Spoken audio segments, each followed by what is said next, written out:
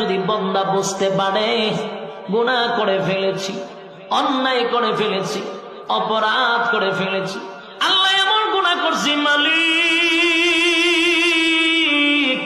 আমার গুনার দিকে তাকাইলে মাফের কোনো আশা করা যায় না। আল্লাহ আমি তো গুনাহ করছি, তুমি আর ছাড়া কেউ জানে না। আমার সন্তান যদি আমার গুনার ব্যাপারে জানতো, বাবা বলে কোনোদিন ডাক দিত না, মা যদি জানতো মা সন্তান বলে ডাক দিত না, এলাকার মানুষ জানলে নেতা বলে আমার ডাক দিত না। এত বড় গুনাহ করছি, আল্লাহ তুমি জানো, তুমি মাফ করে দাও। বান্দা যদি গুনার উপরে লজ্জিত হই,